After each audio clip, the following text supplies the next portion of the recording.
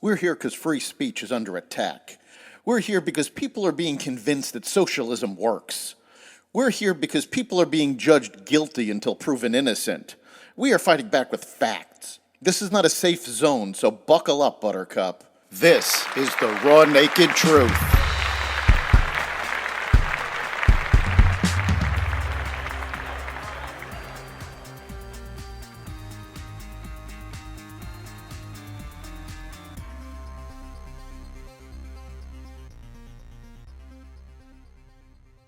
The Georgia case against Trump on hold. The White House moves to cover up Biden's cognitive deficits. The NFL is being sued by its fans, and more. Welcome to the Raw Naked Truth. I'm your host, Eric Lopkin, and here's the news you need to know. In a major setback to the Fulton County District Attorney, the Georgia Court of Appeals on Wednesday put a pause on any proceedings related to the 2020 election interference case against former President Trump and co-defendants until it hears the case to disqualify Fani Willis in October. The appeals court has tentatively scheduled a hearing date of October 4th for the appeal by Trump and his co-defendants to have embattled Willis disqualified from the case due to an improper affair with former special prosecutor Nathan Wade.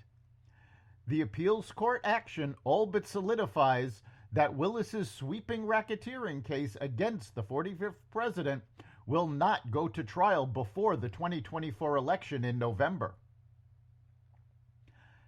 Senate Minority Leader Mitch McConnell suggested Democratic lawmakers could have incurred ethical violations when they made recusal demands of the Supreme Court after news broke of flags flown at Justice Samuel Alito's homes. Senators Richard Blumenthal and Sheldon Whitehouse potentially engaged in unethical professional conduct before the court, the Republican leader claimed in floor remarks on Wednesday. Both are members of the Senate Judiciary Committee. 3 of our colleagues have taken it upon themselves to write to the Chief Justice and demand Justice Alito's recusal in cases, he explained.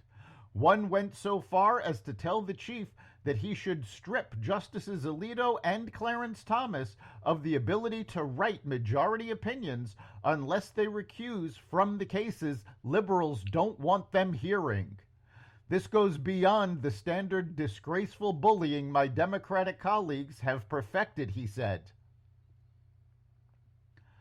The White House urged Democrats interviewed by the Wall Street Journal for a report about President Biden's mental acuity to call the newspaper back and push back on false narratives, with one congressman defending the president's sharpness, admitting to a reporter he was told to call back.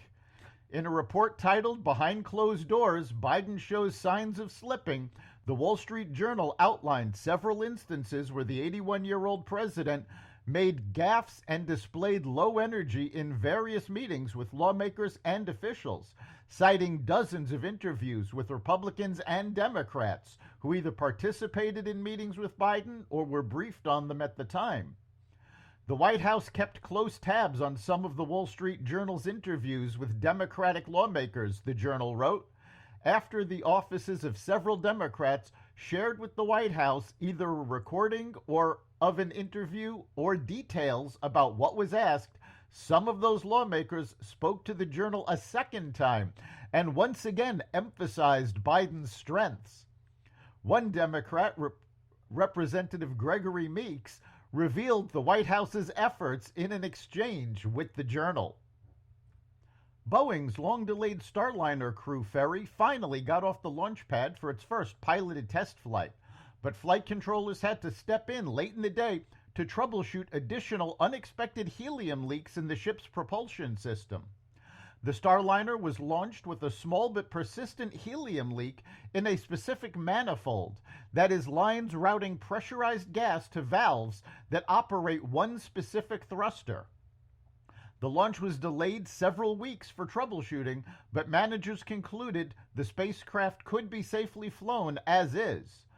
Boeing's Starliner capsule faces a crucial test on Thursday when it is expected to dock with the International Space Station on the spacecraft's first trip to orbit carrying astronauts, as the aerospace giant looks to sharpen its competition with Elon Musk's SpaceX. The Starliner has been plagued with delays and came in over budget. The trial in an antitrust suit filed by fans over the NFL's Sunday ticket package for watching out-of-market games that aren't part of local broadcasts on Sunday afternoons began in a Los Angeles courtroom yesterday, 9 years after the case was filed. The suit claims that NFL teams conspired with DirecTV to keep the price high.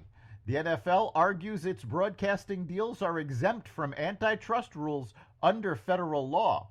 If a jury agrees that the league's actions were out of bounds, the NFL could face as much as $21 billion in damages, according to the Wall Street Journal.